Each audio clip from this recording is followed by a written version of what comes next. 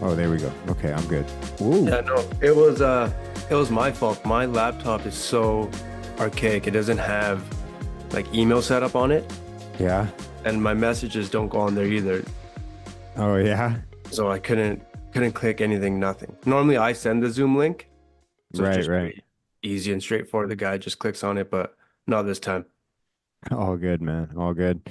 So, Bobby, what's going on, man? Welcome to the show again. And thank you very much for your time and bearing with me. It just took us 27 minutes or so to get finally connected here, but we're rocking and rolling, man. What's going on in your life, man? What's exciting you? What's challenging you? What are you excited for? What's going on in your life right now, man? How are you? I'm good, man. I'm good. I just recently got married. I don't know if you knew that. Congratulations, man. I did not know that. Yeah, I just got married March 29th in Mexico. Dude, that's amazing. hmm Congratulations. Thanks, How brother. does it feel?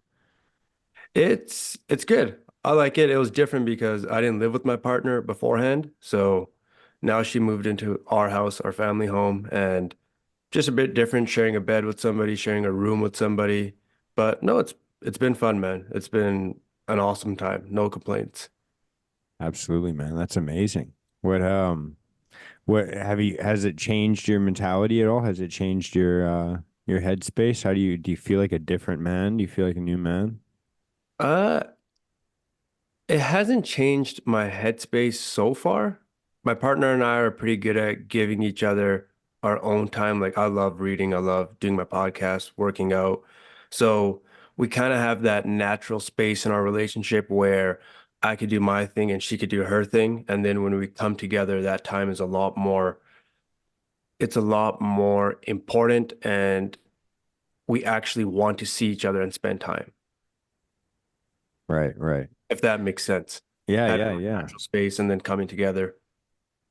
Yeah, dude, I definitely feel like that to some degree as well, just in terms of like needing my own like time to work out, needing my own time to just kind of be in my own space, but definitely once I yeah, once I'm able to connect with people, it feels like I'm just like that's it. That's I'm fully locked in. Yeah, that's something I realized early on in our relationship. Like, you do need natural space because I don't know, every relationship is different, everyone is different, but in my opinion, I'm not one to be with somebody 24/7, no matter who it is, your partner, your mom, your dad, your brother, your best friend. I think when you're hanging out with somebody 24/7, you're gonna create arguments and you're gonna have fights and things like that come up just because you're always together. You're gonna be bickering back and forth. But when you have that separation a bit and you do what you love and you work out and you read or you do what makes you happy and then you hang out with your partner again, I think that natural space creates more love. Yeah, yeah. And how do you like do you carve out that alone time or do you just naturally get it in your schedule?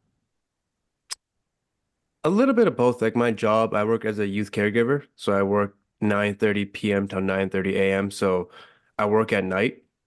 So I go to work. I normally the kid's in bed. If he needs anything, I'll provide it. If not, normally just goes to sleep for 6, 7 hours. And then I usually have that natural space there where I read, I journal, I watch a documentary, I watch a movie.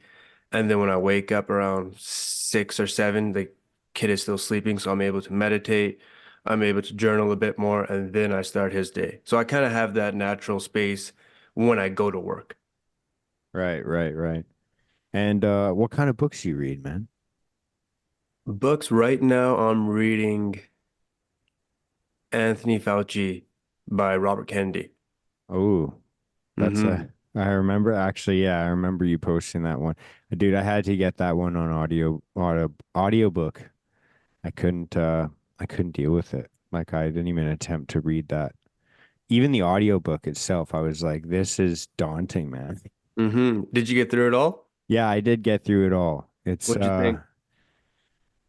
I dude, it's like yeah, I don't know. I when looking at what's going on and who's being held accountable for what, it's like how is this not, how how are people not in jail? I don't understand.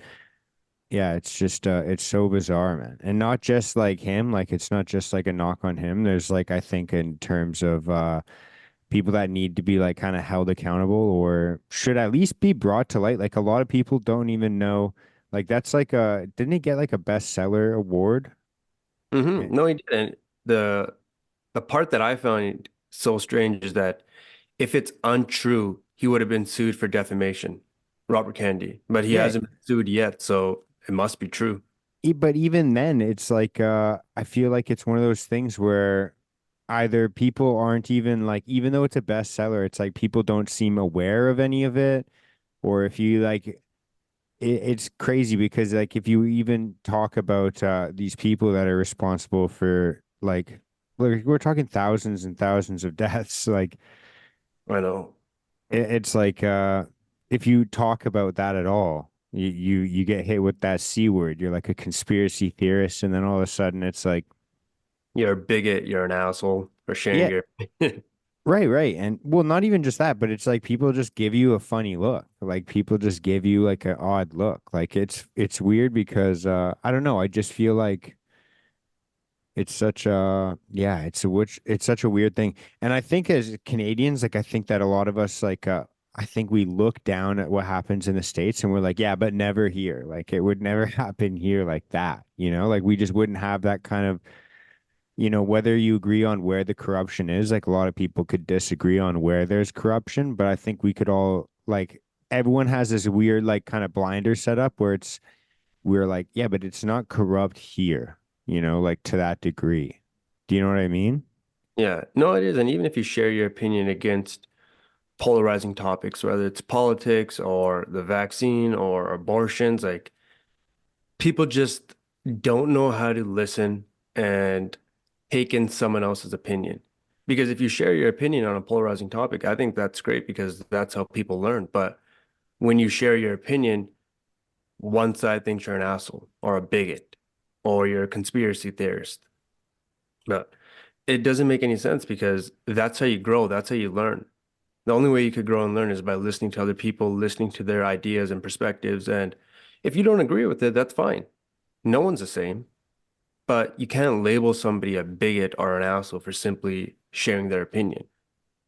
And even if Yeah. you look at the vaccine, like, and when I was reading the book, they had billions of dollars, Bill Gates and Anthony Fauci invested in BioNTech and Pfizer.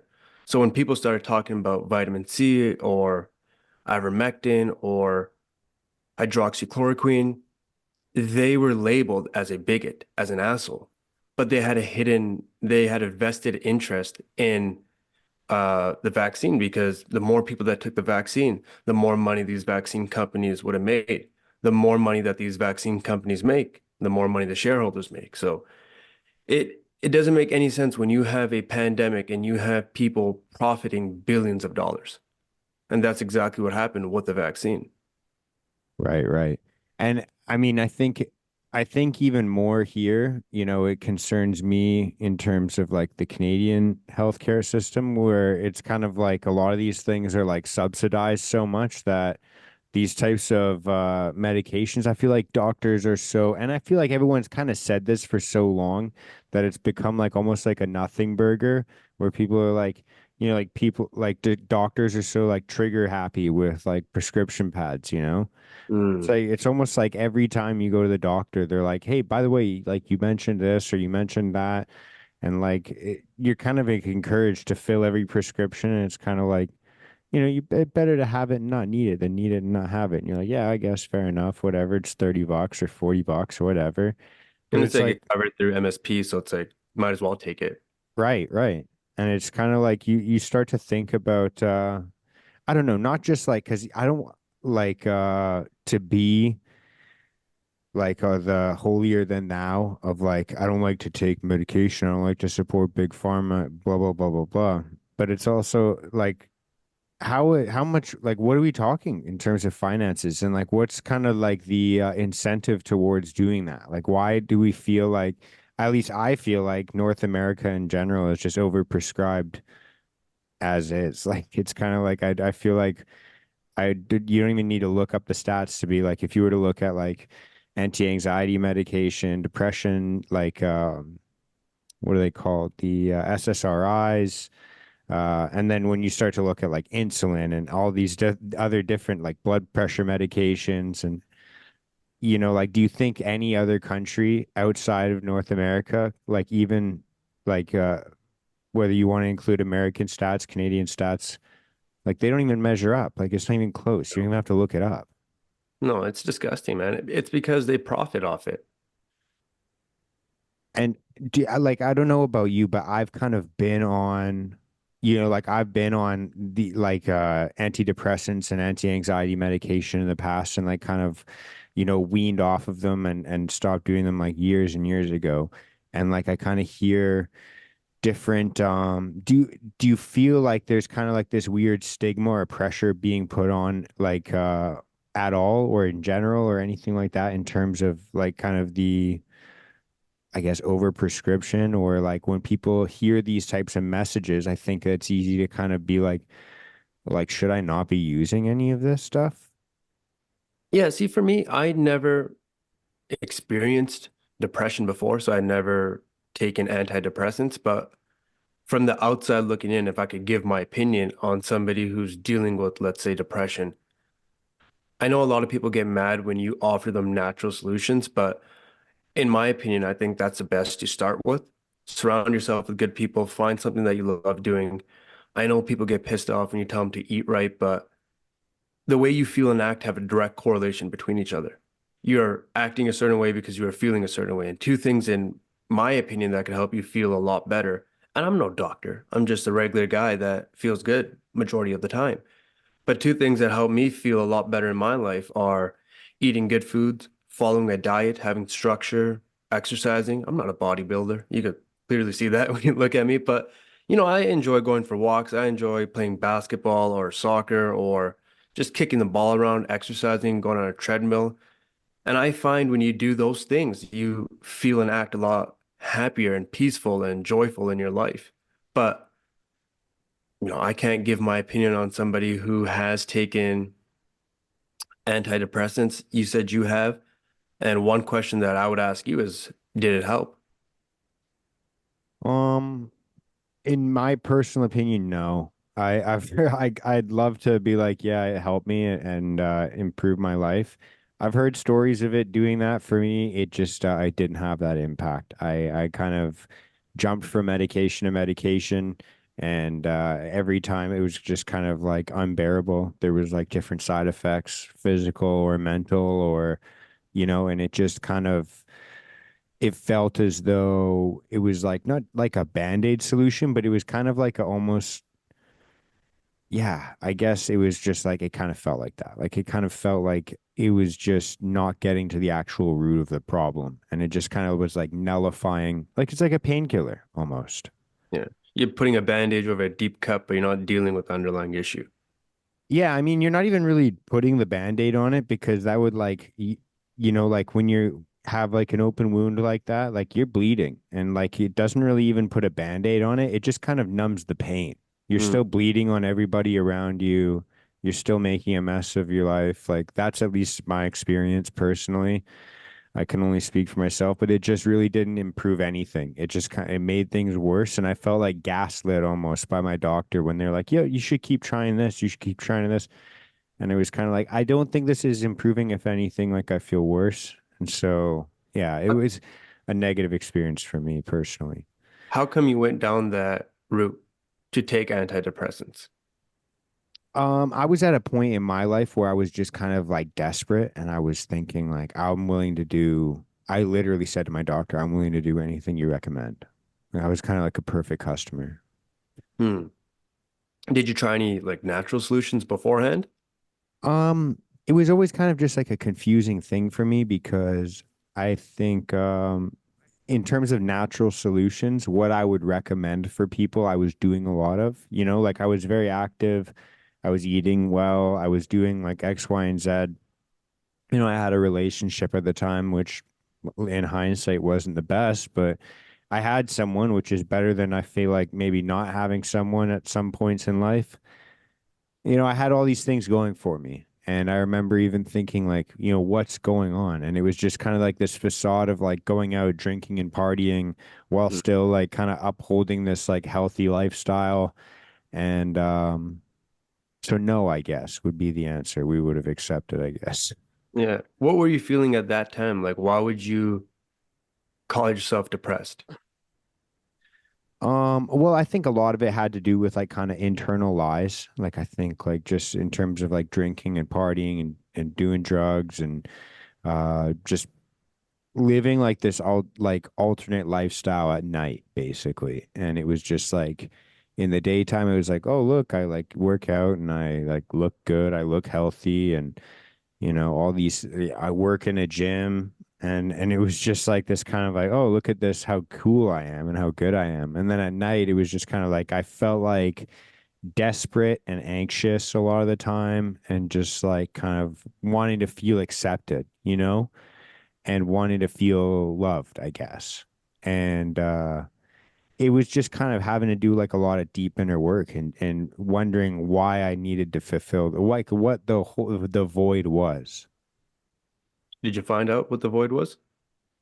I think I don't know if I have 100%, but I've definitely gotten a lot closer in the last little bit, just in terms of uncovering a little bit more of like the why behind what's going on.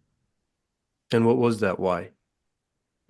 Um, I think a lot of it has to come down to, I've heard it kind of explained, and I cried on a podcast recently, on my buddy's podcast, because we were talking about kind of like child selves, and or I guess I don't know what you call that. Do you have a term you like to use for that? It's not really something I use often in my vocabulary.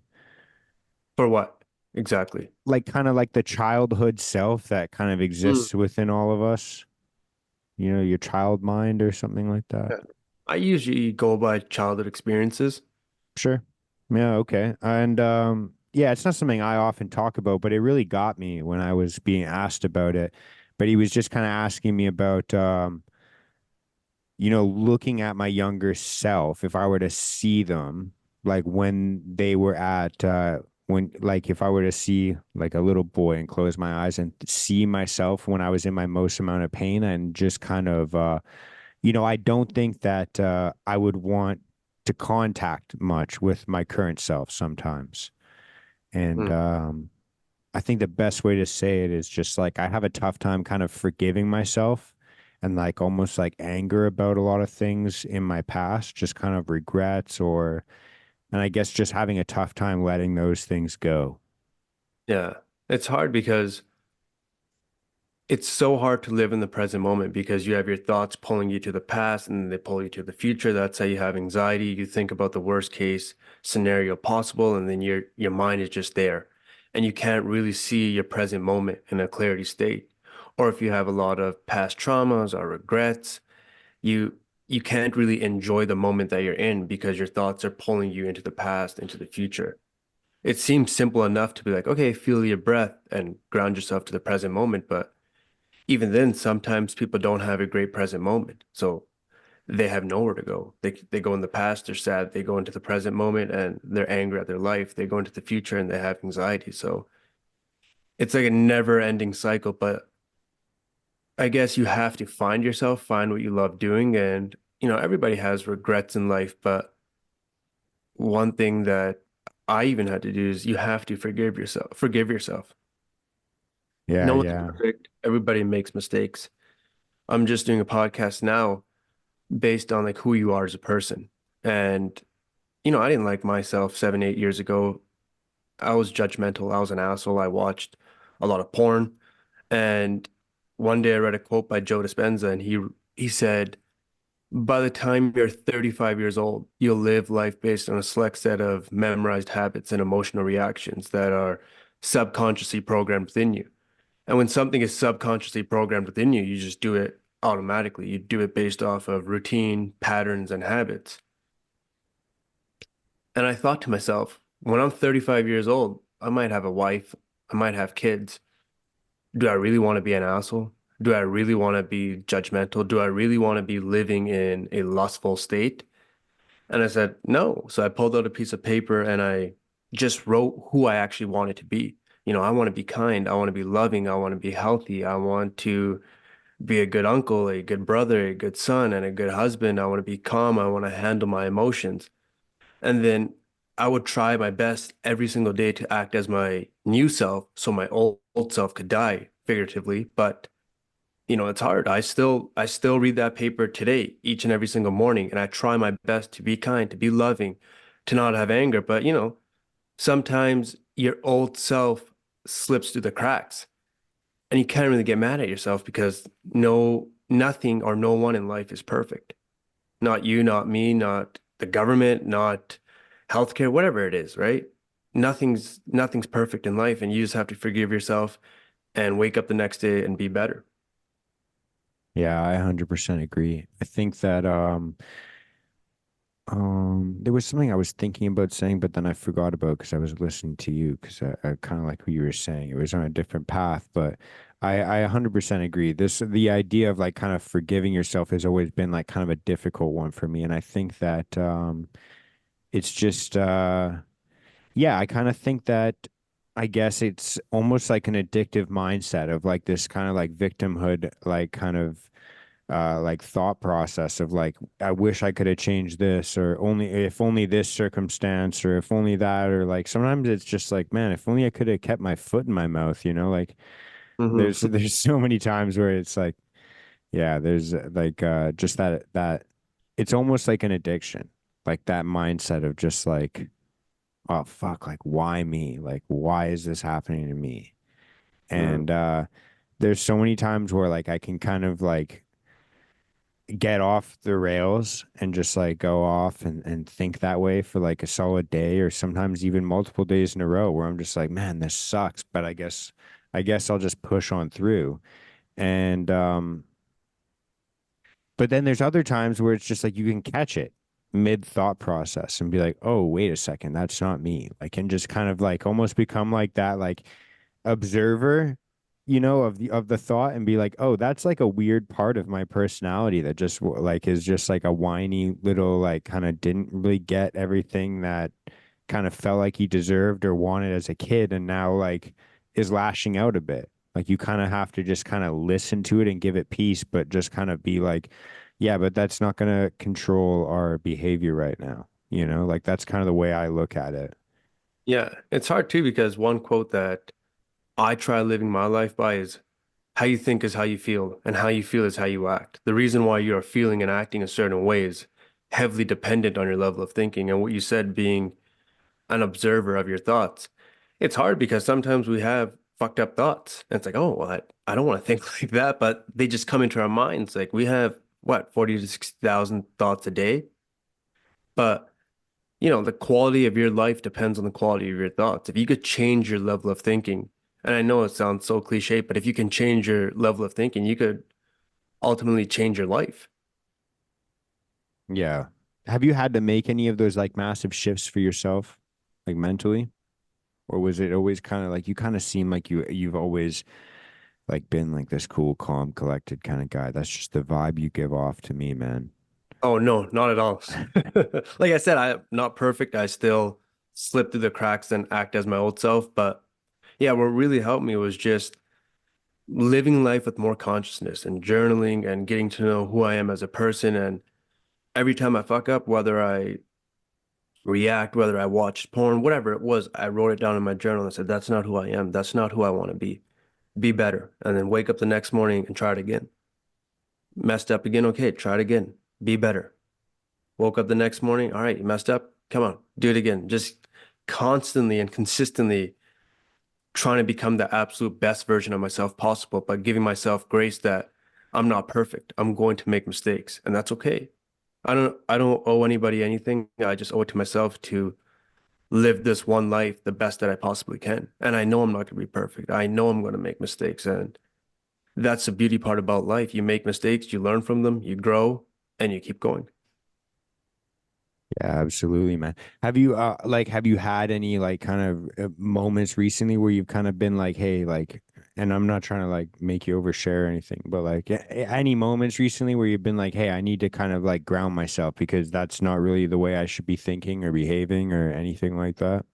Yeah, even in my relationship, like I have a beautiful partner who is so kind and loving, but there's times where we don't see eye to eye on things. And I, when we communicate, I don't do the best of communicating in a manner that I want to communicate in. And sometimes you get angry, you get pissed off, and then you guys have your bickering back and forth. And then I have to ground myself and remind myself, hey, you can't control people. People are going to see life differently than you. That's okay. Don't let something you can't control you because I can't control how my partner sees life. I can't control how you see the COVID-19 vaccine if you share your opinion. I can't control that, but I can control myself. I can control my reaction. And in the moment, I learned this in when I went to therapy. I don't know if you ever saw this example. It's called the hand example. And like this is your prefrontal cortex. This is where your logic and reasoning is. And then behind it, it's your limbic region, composed of two parts, your hippocampus, which stores your memories, and your amygdala. That's where your emotions are. That's where your fight, flight, freeze instincts are. So when we get pissed off, when we get angry, we tend to flip our lids. So now we're not responding to that situation based off our logic and reasoning. We're reacting to that situation based off our heightened emotions. And I don't know about you, but if you react to any situation based off your heightened emotions, 10 out of 10 times you will regret your action or your reaction. Yeah, yeah, 100%. I know for myself, like I could pinpoint. Actually, I probably couldn't even count the amount of times where, like, for myself, I can say, like, personally, the way it manifests is like I start to try and win conversations, like, and I'm sure, like, you could probably relate to that. A lot of people can kind of relate to that of just like, I like, I'm probably like 99% right in my head, Hmm. but, like in my head, not in reality. I'm just saying, like, it's like, but I could just like kind of like shove the rest of that as misnomer because I just need to win at this point. Like it's kind of just like and it becomes like I feel like a lot of us are so prone to think that like disagreements or like even like differences in opinion or morals or values or anything like that, it feels like a personal attack. Mm. Have you ever felt that way or like dealt with that Oh before? yeah, a hundred times, yeah. But Yeah. you get to a point in your life where I think it was Liam Neeson that said, he said, if somebody wants to argue with me, go ahead. If they think two plus two is five, go for it. I don't care. Because at the end of the day, you want to keep your own peace and prosperity and happiness. Yeah, you can share your opinion. And now that's why I love my podcast. That's why I love everybody's podcast because they share their opinions. Whether you agree with it or not, share your opinion. It doesn't matter. If you don't think meditations help with happiness, cool. It helped me. I'm not going to argue with you. I'm going to Right. live life based on my experiences. I'm not going to ruin my mental health just because you don't agree with me. I'm not going to hate you either. Because at the end of the day, you're to see life in your perspective. That's fine. I'm going to see it in my perspective. That's why I kind of hate where the world is at right now because we live in a world of cancel culture. You say something and somebody tries canceling you. Why? Listen, let him share his opinion. What is he really doing? We have the freedom to speak. Wow. Are you like do you think that do you really think that cancel culture is like as effective as people think it is or like speak about it as? Like can you think of like a because I feel like like I feel like it's just like a call to action for cancel culture, but nobody actually really gets canceled other than, the big ones like probably Alex Jones or something like that. Yeah, I think they try to, but even the fact that they try, it's kind of dumb. Like, who cares? Let people speak. Yeah. Have a healthy debate. Like, look at yesterday's debate. Two guys wanted to have a debate. Cool. Yeah, did That's you what they watch wanted it? to do. Oh, I watched it. It was horrible.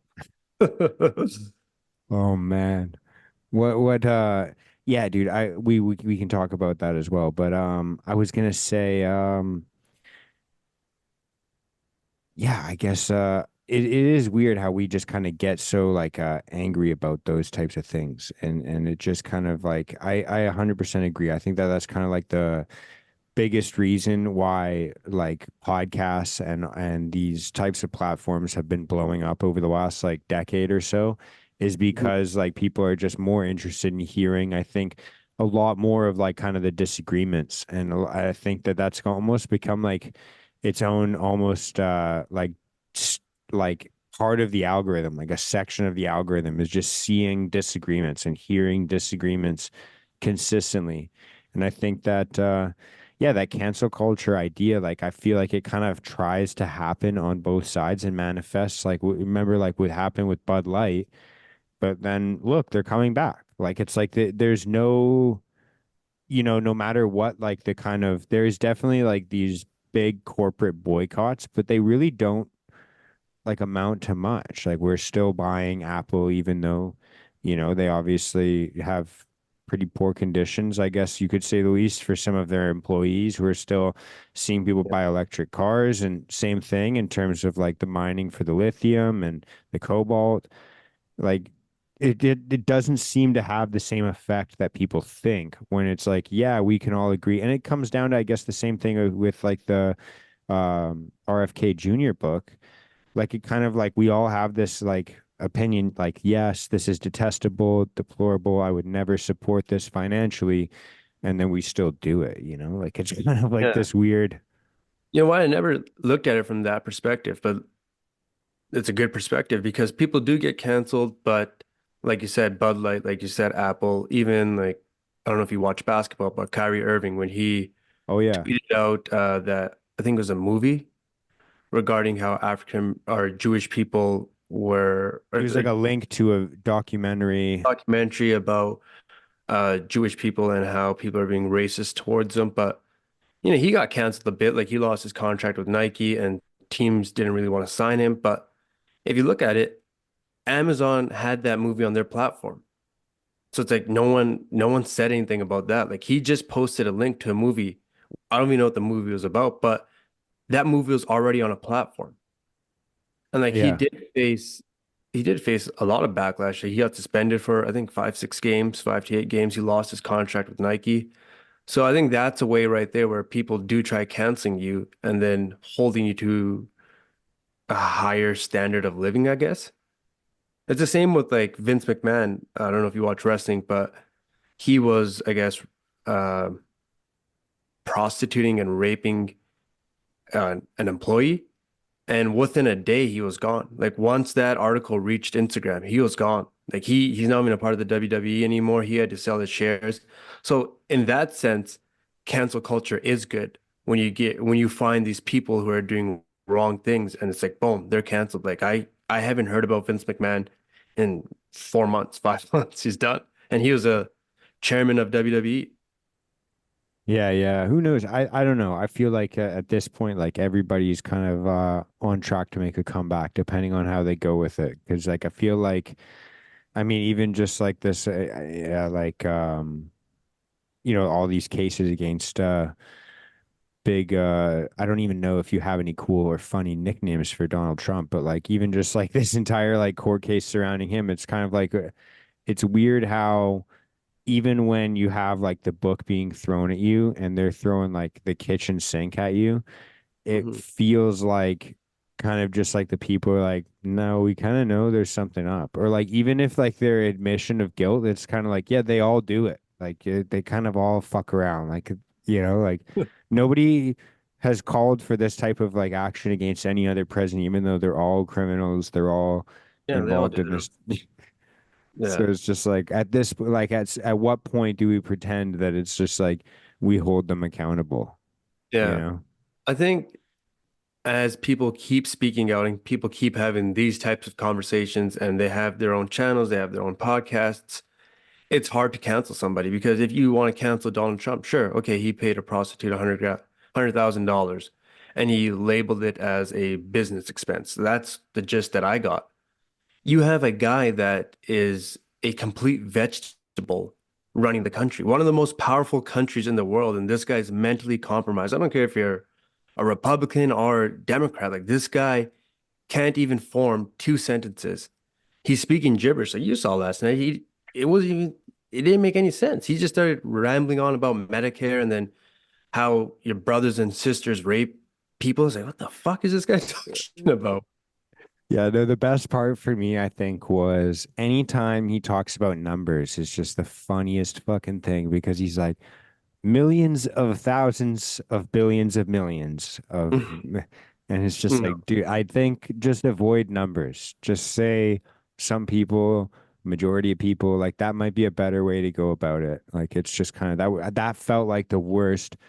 Like just stay away from the numbers. There was a couple times though where he did kind of sound witty and clever, to throw him a bone and just say like, he sounded kind of all right when he would have like those one-liners at the beginning of what he would say. He'd be like, I never heard so much Mhm. baloney, and then he'd mumble. But it was just like, at least at that one sound clip, if you just clipped all of those, I think you get a decent highlight reel.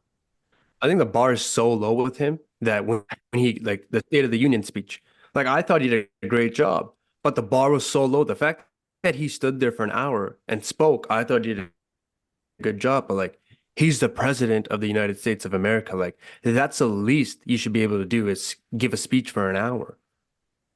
Yeah, I mean, he was drugged up then, right? And I think that it's kind of clear that I don't know. We've had, and I don't know how much this will age well or if it will age well, but I think that I don't know about you. I've spent like the last kind of day.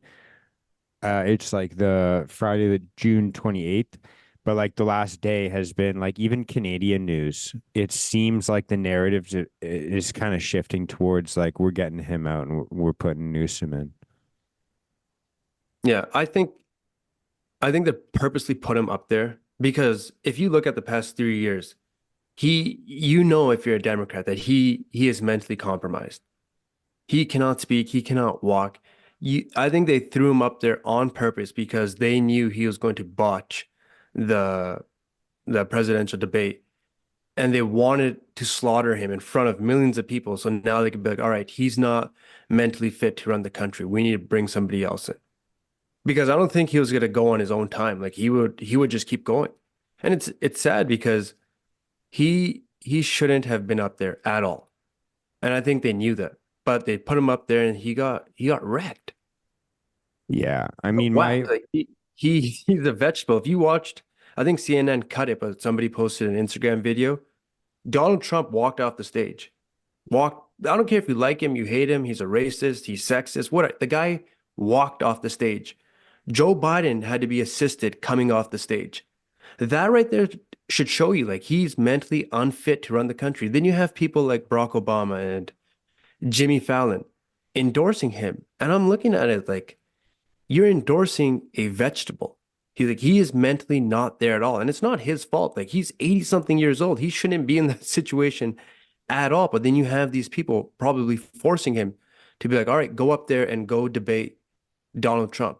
If Donald Trump didn't say one word, he still would have won the debate. That's how bad it was. He could have stood there and not said a single sentence, and Joe Biden probably would have fell over and the debate would have ended. yeah, I feel like part of this whole charade, I do think all of it is a charade. I'm kind of one of those types of people where I just kind of like disconnect, not like black pilled or anything like that. I just kind of feel like almost like politically homeless in that I like kind of just like hate everybody there. But I kind of have this feeling that like both candidates, Donald Trump, Joe Biden, neither of them could win an election against anybody else. Like they're kind of just like kind of paired perfectly towards each other. And I think that part of the play is like Donald Trump, the only reason I think that he could get reelected, in my eyes, is like to go against like kind of the Joe Biden Democrats. And I think that Joe Biden is like the only reason he's getting elected, if you believe that he actually got elected the way that he did, is against somebody like Donald Trump. Like you'd have to have somebody that's like anybody but Donald Trump. And Mm. that's like kind of like they're both paired with each other perfectly that way. And it almost makes me feel like this intention. And dude, there's kind of been like if you have your ear to the ground, everybody's kind of had this feeling like, there's no way Joe Biden can make it to his own like end of his current term, like let alone another one. Yeah. And I think that this entire thing has just been a ploy because even Republicans know like Donald Trump is the only one who's going to be able to like create enough of a rumble in society that could like just get rid of this issue and start fresh. Like that's the way a lot of people see it. And I think that a lot of people would be like, yeah, if a reasonable Democrat came out, be like, yeah, okay, you'll probably go for him instead of Donald Trump. Like I think that part of the ploy is to keep Joe Biden in the race as long as possible and then kind of like bait and switch just so that the Republicans do the exact same with Donald Trump. And then they'll throw in somebody like a Gavin Newsom. Like they're already talking about it in Canadian news. Oh, maybe a possibility with Gavin Newsom. And maybe, when they put somebody there who can actually put together a complete sentence, and then it's like now you're actually talking about an actual debate at this point. Yeah. I feel like even if they have Gavin up there, Trump has such a cult-like following that people want him to be the president. Like he's supported. Like when you see his rallies, when you see him walk out at the UFC with Dana White, Yeah, people it's love him. undeniable. Yeah, like he has a cult-like following. Like people want him to be the president. He's loved, he is liked. No matter how many people hate him, they want him to be the president. And the fact that he's going up against Joe Biden is just the extra cherry on top of the cake. But I think even if you put Gavin up there or RFK, I think a lot of people want Trump to be the president. Yeah, yeah. Yeah, it's In going to my be an opinion, interesting. it's a like I never thought he would beat Hillary in the first place, but he did. So I could be wrong this time. Joe Biden might get 90 million votes and, and win. Yeah, most votes ever for any president, right? But Mhm. I think it's funny because I was so on the Trump bandwagon before, and I just feel like he's kind of looked like there's just been like kind of all these like he's a lot of talk, and I know like people said that before. And I was like, oh, but you got to look at the reality. You got to look at this. You got to, and I was so bought into it. And then I realized, kind of looking back, there was a lot of things. It's almost frustrating because I hear people complain about him, and I'm like, you're really wrong about what you're talking about, and it's frustrating because I'm like not a fan of him either any longer, but like Mhm. for different reasons. And it's like I still disagree with you, but also agree with you somehow. How come you don't like him anymore? Um, Or you don't support him anymore? I think it again, I don't vote in the American election, so it doesn't really matter, but just my own 2 cents, I think there was a lot of talk about draining the swamp, and I don't think that a lot of the swamp was drained. I think that a lot of the people he appointed were kind of like part of the swamp, to say Mhm. the least. And I think that a lot of it is just like kind of I don't know. There seemed to be like there was a lot of things that I kind of agreed with and liked a lot when I heard them at first, like a lot of the peace treaties and peace deals. And then you kind of hear about how or maybe you don't, but I kind of heard about, and I don't know how true it could possibly be, but like that a lot of these peace treaties and things like that were just kind of like financial like rinsings of money in Mhm. different countries, and it was just kind of like less of a peace treaty and more of just like a barter of like, hey, don't uh in terms of like Iran tariffs and things like that. There's just like kind of like a lot of weird economic pressures that it makes you kind of think like, is he as anti-war as he speaks about? Mhm. um because I think that there's this like kind of weird, growing um it's almost like 1984-esque, like when they talk about how like the three different areas of the world are consistently going to war and they change like who's the ally, who's the enemy. And you're Mhm. seeing like with this BRICS thing, like it's kind of I don't think that this happened over the last 4 years. Like I think that the writing's been on the wall for a while that there's going to be a movement away from like the American, like the oil dollar, the petrodollar, and it's kind of like I'm not blaming it on anybody in particular, but I just think that in the last like 10 years, there's this reason why people look at kind of American foreign policy as like these like, kind of international bullies. And Mhm. like, even if they're not doing the bullying themselves, they're kind of like going up to the bully, being like, hey, you should probably bully that guy over there, Yeah. Like, Yeah, I think he did a lot of that just because he bullied people and countries into making money. Like he wanted to make money for America, so he bullied other countries. So yeah. good and bad, but his slogan was "Make America Great," and I don't follow politics too much. I just started following him this year, and I don't like when he was president. I don't live in America, but just on the outside looking in, they had more jobs. No one was going to war. It was cheaper to live. Groceries, rent, mortgages. I know Joe Biden, he had to deal with COVID, and then Justin Trudeau had to deal with COVID here. But I think how they handled COVID affected how people live right now. You mandated a vaccine, you handed out CERB money, which is great. Everyone's getting $2,000, $3,000, $1,500, but we're paying for it now. You took out $156 billion or whatever the number was, and who's paying for it? We are. But it's hard because what do you do in that sense? Do you shut down the country? I don't think so. I think you don't shut down the country.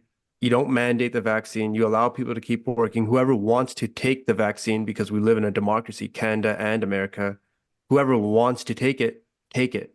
Whoever wants to quarantine, quarantine. But you shutting down the country and now it turned into an economic downfall and now we're paying for it again. It doesn't make any sense. Yeah, I mean, I think again, I'm so like far frustrated and disconnected with all of that, and I just kind of feel like the entire um yeah, I think the entire Canadian system in general, I think it's like kind of its own issue because in a lot of ways we kind of pride ourselves in being like not American as Canadians. Like I don't know if you've ever I felt like that growing up. Like part of being Canadian was like kind of being better than Americans. And I don't know if everyone else feels like that way or that's my own ego coming out, but I was just like, yeah, we're like, if internationally, we're kind of like better than them. Like people like us more. We're kind of, we're just kind of like the Americans, but cleaned up a little bit more. Yeah, we're a bit nicer. Yeah. And I think that in so many ways, in the last like couple years, it's just been so as much as like it's been like the restrictions on like kind of Canadians in general and the things that we're subject to here, it's been like so corrupt in so many ways that are, that mirror what people would complain about America. Hmm. And then we just turned a blind eye to it.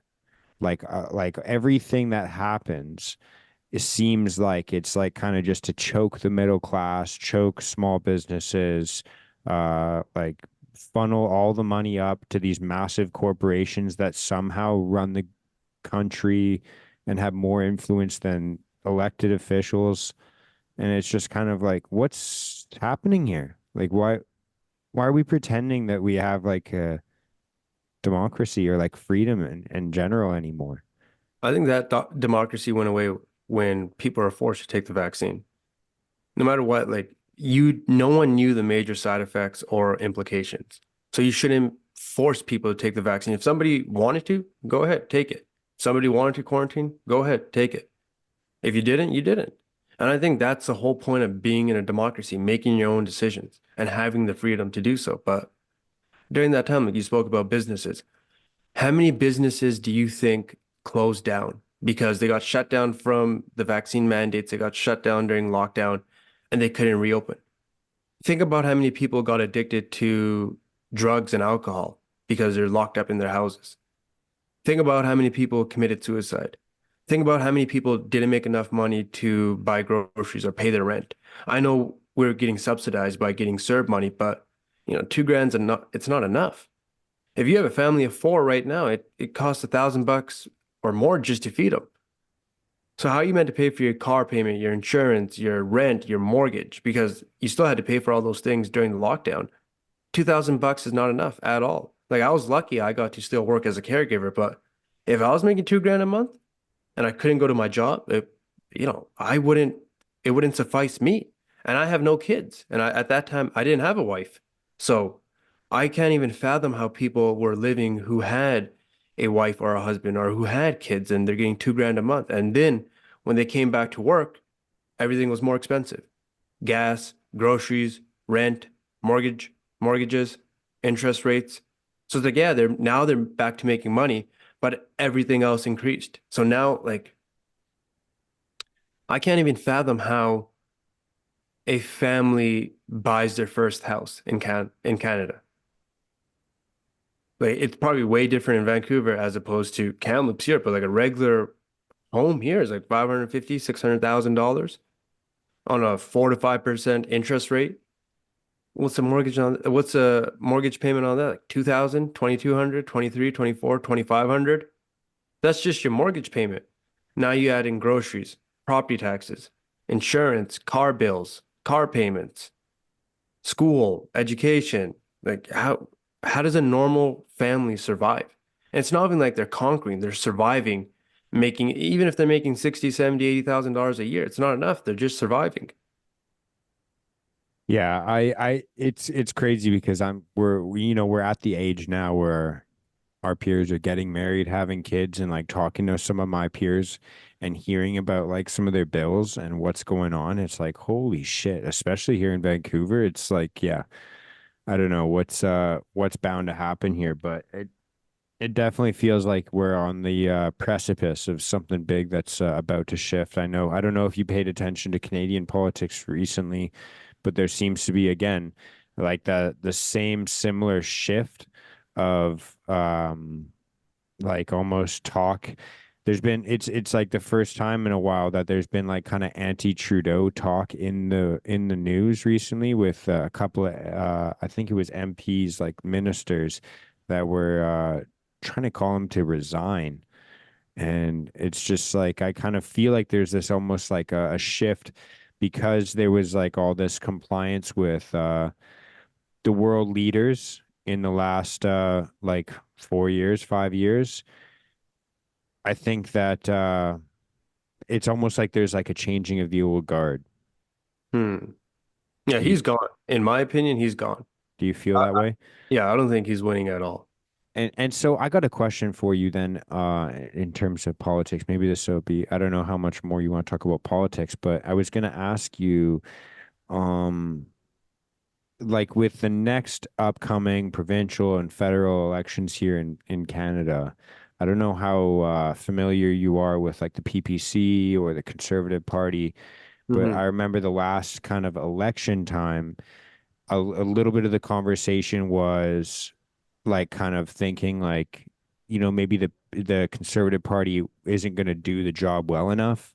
And then the other side of that is like thinking that the PPC is going to start taking conservative votes away and that'll split the vote and therefore give kind of like the Liberals and the NDP a little bit too much power, Hmm. by splitting conservative votes between the two parties. Um, what are your thoughts on that?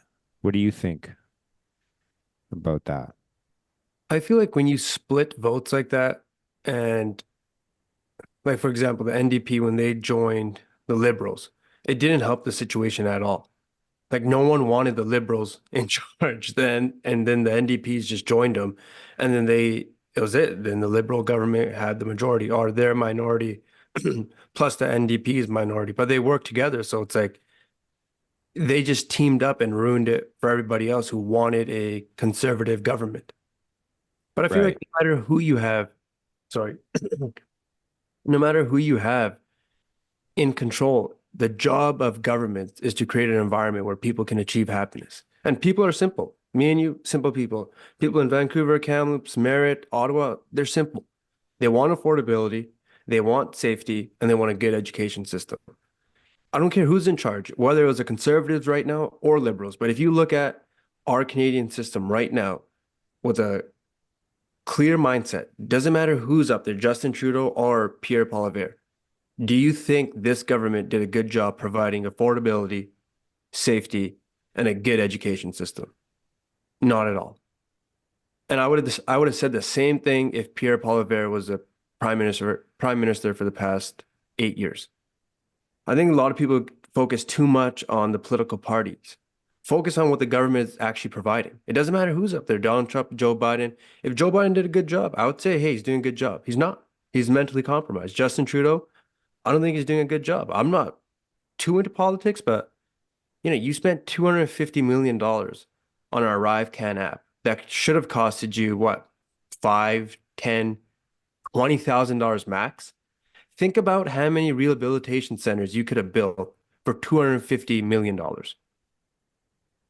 Yeah, no And kidding, on man. top of that, criminal code exemption. You created a federal law, whether he did or in that political party system. You guys, whether it was 10 guys, 15 guys, 20 people sat in a room and created a federal law where if you possess a small amount of cocaine, meth, ecstasy, or opioids, you don't get charged and you don't go to jail. In what right mind would you want more drugs on the streets?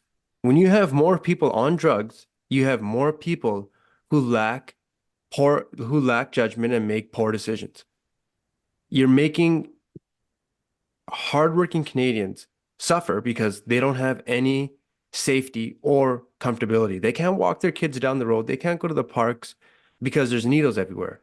There's people who are half dressed, injecting heroin into their arms. They're robbing grocery stores. They're robbing convenience stores. So I know people talk about human rights all the time, but what about the human rights for the person that owns a business? What about the human rights for the child that wants to go to the park? What about the human rights for the family who wants to develop roots and buy a home, but they can't because there's too many drugs on the streets. They don't feel safe. They don't feel comfortable. Yeah, yeah.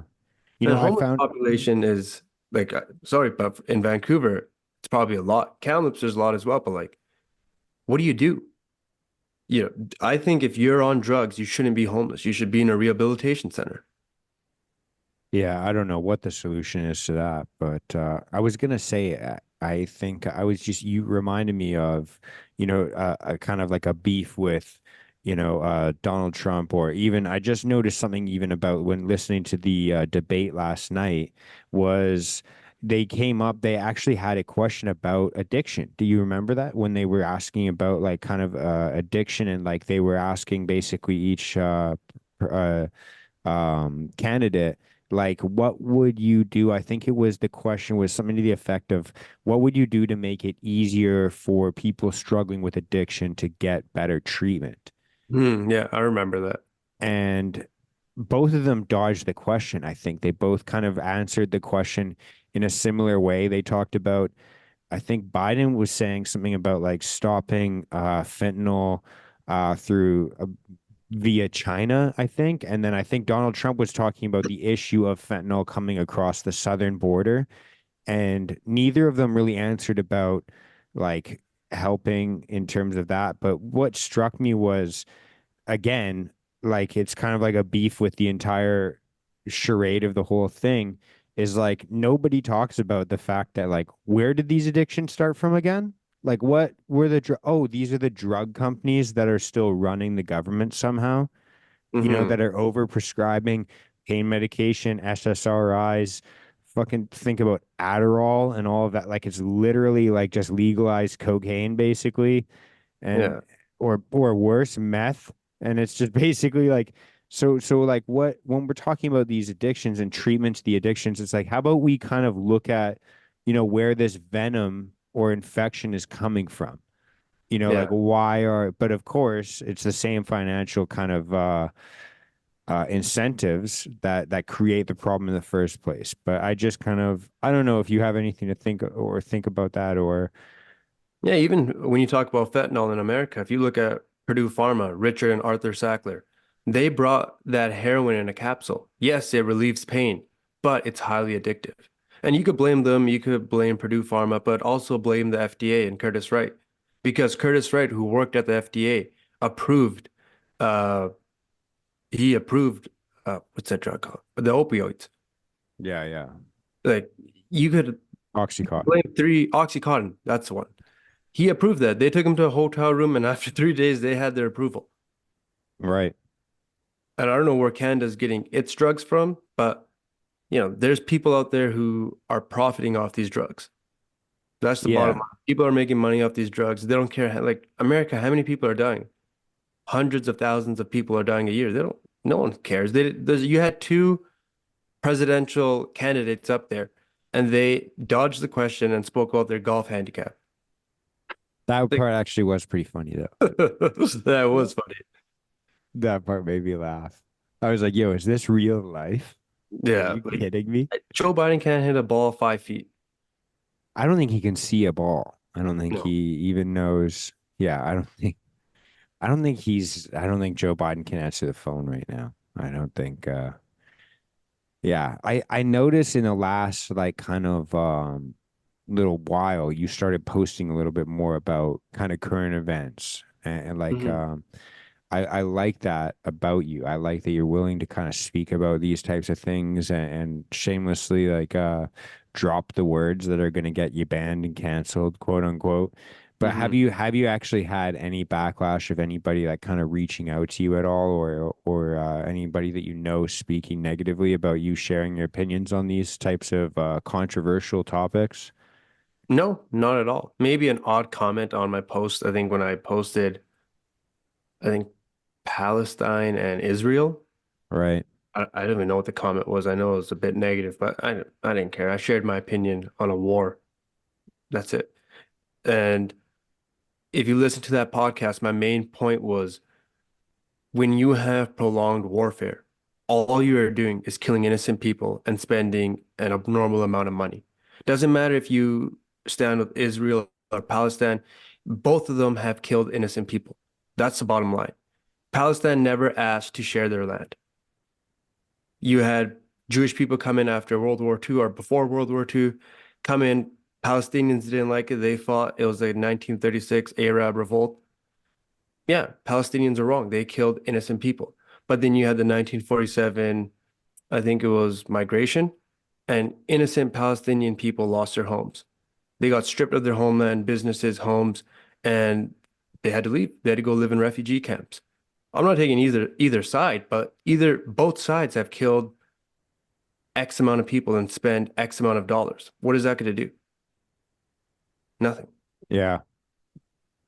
You see Yeah. where Palestine's coming from. Like, imagine if somebody knocked on your door, threw you out, threw your microphone out, and said, "Get out, you don't belong here anymore." You would get pissed off.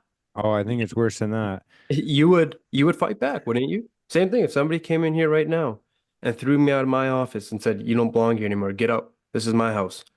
I have nothing to lose at that point. I am going to fight back. Oh And that's yeah.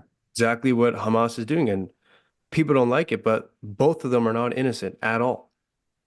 Yeah, I mean th that was kind of like the main topic over the last couple years that has really kind of opened my eyes to like how many people I disagree with in the mainstream and on social media is just like the idea of even supporting either side of at any war. I just kind of feel like when you are able to like rightfully justify in your own mind, like yes, we like okay, yeah, maybe it's like for the just cause, or maybe I don't know what kind of way people like can rationalize it in their head, but like just the idea of supporting financially or even like spiritually being okay with like we're talking about carpet bombing en masse in like public areas that are just like you and I, like people just like going about their like people think that I feel like a lot of the time in like these areas that like maybe like the world just pauses and it's like okay, time to go to war, and like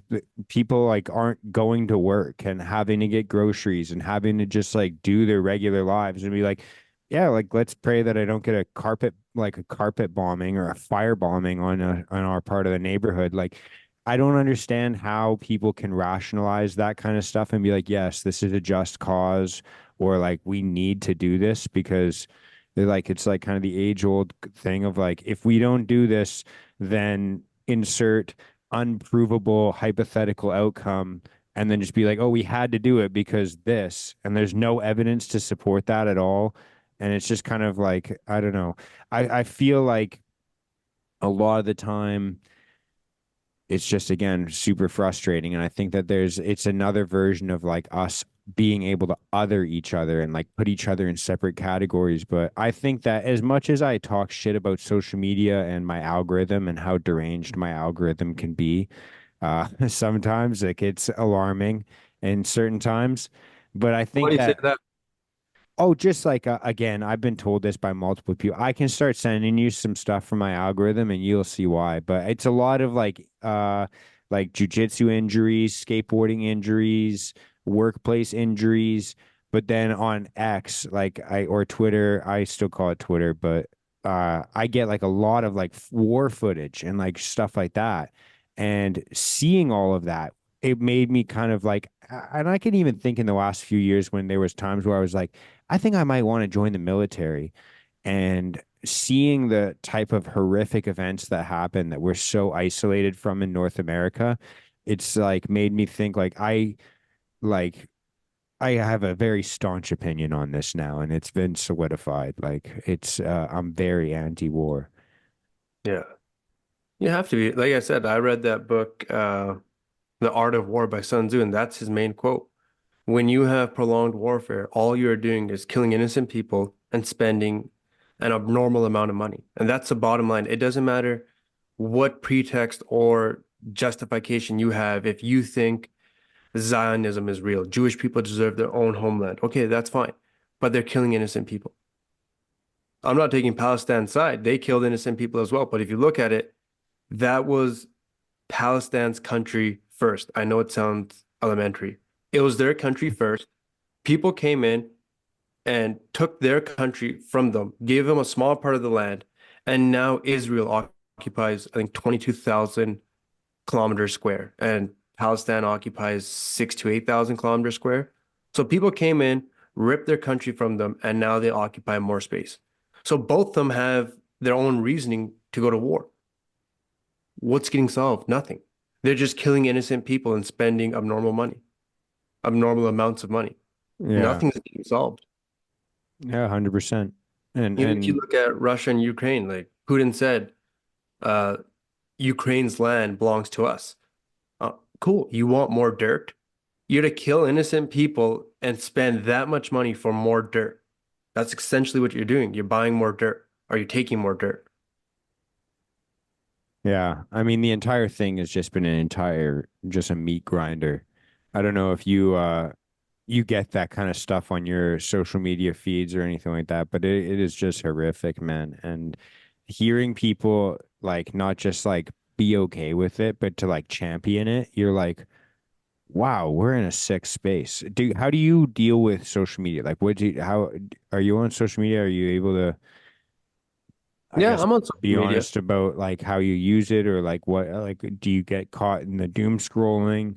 Do you get caught in the comments? Like, how do you honestly deal with social media? How do you interact with it? I see social media in a positive lens. Social media has pros and cons. Cons, it could cause addictions. You could get addicted to social media. You could have self-esteem issues. You could compare your life to somebody else's and you have depression and anxiety. But I I don't think that's a platform's fault. The platform does a great job of uh, blocking people, muting their comments. And if your child is having self-esteem issues and they're depressed or they have anxiety because they're comparing their life to somebody else's life, you can't really blame the platform. You could do a better job of parenting, not allowing your kids to be on social media, teaching them to have self-esteem. But in my opinion, I use social media for what it's meant to. I post my pictures, I keep up to date with my family and friends, and I'm able to spread my podcast. I'm able to spread my book. And I see the positive things in that. There's people who make funny cooking videos that I follow. One guy just bought a new house. One guy just bought a new car. I see the good in it. This guy has a job that he loves doing, and he drives to a place, picks up food, reviews food, makes a funny video, makes a living off it. He seems happy. Everything has pros and cons in life, but if you look at the pros more than you look at the cons, you'll have a better perspective. Yeah, social media is not perfect, but how are you going to blame the platform if your child or yourself is having self-esteem issues? If you're comparing your life to somebody else's life, if you're comparing your body to somebody else's body, you have to understand comparison is the thief of joy. Yeah. Yeah, 100% agree with you. I know for myself it has been like a very it's like I get stuck in that like dopamine cycle. I'm a very big consumer of that kind of stuff sometimes, and I've Mm. had to like limit the way I've used it. Like I agree with you. I think that I don't think that there's like such thing as like bad things in this world. I don't think that like fire can cook your food or it can burn your house down. Like it's a tool at the end of the day, and how you use it is like kind of what there's a bit more ownership on the user the Hmm. operator than the tool. But yeah, dude, I had to change a lot of the way that I've started to interface with social media. I know like I had to put like 15-minute limits on my social media apps on my phone. And even just like, I try and be as present as possible. Like when I'm talking to people, like I don't like to have like my phone out when I'm with people. I don't like to have it out while I'm at work. It's distracting. I can't get as much done. I don't like to have it out like when I'm having dinner with my girlfriend. Like I don't like screens around when I'm with people. But Hmm. and so for me, I was like I basically just started using like programs that can schedule my posts for me so I don't have to open my phone and be on social media during the day. Like I it's didn't even like, know they had programs for that. oh bro, I can send you some. Yeah, I can So send you some links.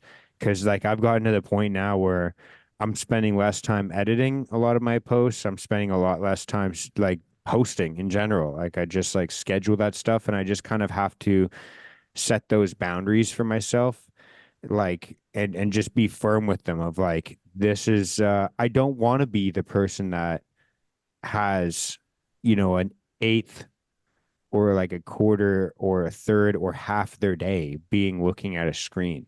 Like, well, mm, that's one of the things that I've kind of wanted to change about my life, especially somebody that works in the trades and I'm kind of like on my feet building things, doing things all day. It's kind of like I think I could set up this life where like I'm looking at a screen a lot less than I should be. I think that, or I mean, a lot less than I currently am. I feel like it's a very inhuman way to interact and interface with the world is yeah. through our phones. Yeah, I try not going on social media too often. I had this rule and I still follow it, but sometimes I slip. But I don't go on it in the morning.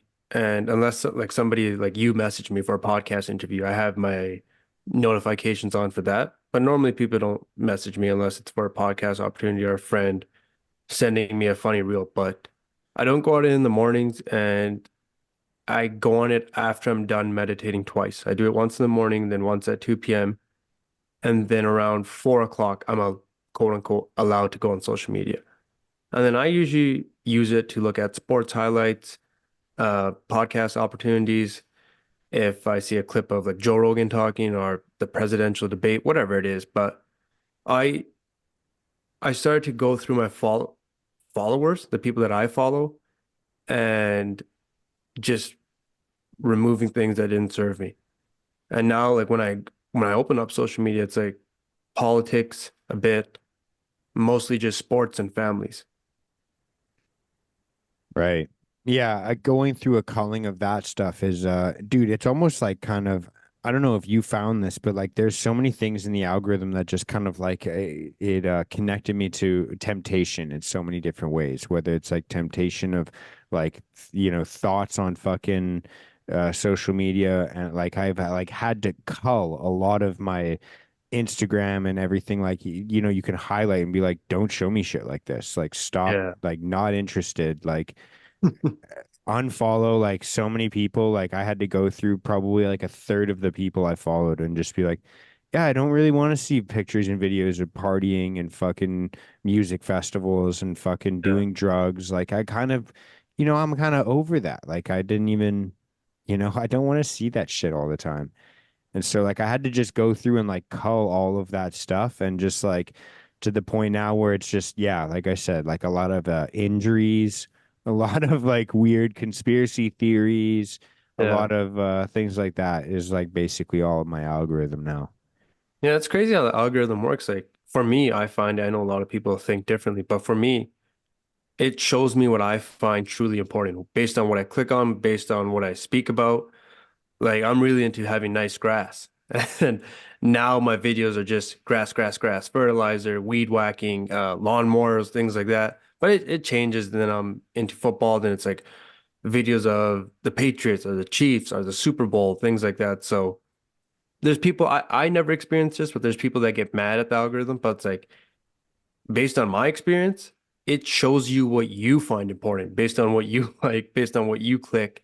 So people get like, oh, I'm just seeing half naked girls. It's like you're fucking clicking on half naked girls most of the time. Yeah, yeah, yeah. I think that there is some sort of like targeted demographics, and you might go through a cycle. Like I know that for a while my account was like that, and it was just kind of like, yeah, you're a young guy. And then once I purposely went through and was like, don't show me this shit. Like I'm not interested. Like through the explore page and everything like that. Like it was just like once I'd kind of told it, it took a while, but it was just like, oh yeah, he just doesn't want to see this. Yeah. Like, and And and that's the after beauty that, of it was just kind of like, yeah, it's set now. and that's the beauty of social media. You could use it to your advantage. It creates so many different jobs. You could post your podcast, your book, motivating videos if you're a mechanic or if you're a carpenter. You could post your videos and pictures. Like, I don't know. I see the good in things. I try to see the good in things. And for social media, there's a lot of pros, there's a lot of cons, but I choose to focus on the pros and even the cons. Like I said before, I don't really think it's a platform's fault. It's more of the user's fault, but that's just my opinion. It's a polarizing topic, so there's gonna be people who don't agree with it. Yeah, I know as somebody that has made a lot of good or neutral things into bad things in their life, I could say that, like many other issues that I've had, it was just about like, hey, I need to set some personal boundaries. And as long as I can stick to my word with myself and be true to like what I'm actually, like you kind of said earlier, like it's kind of just like, hey, this isn't really my true self, the more I can kind of align with that. Yeah. Um, Looks like the timer is about to hit 1 minute left again. We're getting the I don't know if that's a countdown or I don't know. But I don't know. Do you want to do another round of this or do you want to call it there and just kind of revisit this or what's Uh, how you feeling? yeah, we could call it there. I just have to go to work tonight anyways, Okay, so I just have to eat dinner. But no, I loved it, man. I loved speaking to you. It was a great time. Thank you for having me on. bro, thank you. The honor is all mine, man. I appreciate your time and I appreciate your patience with me No, it as we was my fault. struggled connecting with each other today. But yeah, thank you very much, man. Much love Yeah, and peace out. Enjoy your yeah, I'll evening. text you, man. Thank you. Likewise, man. Have a good one. You too. Bye. Bye. Peace.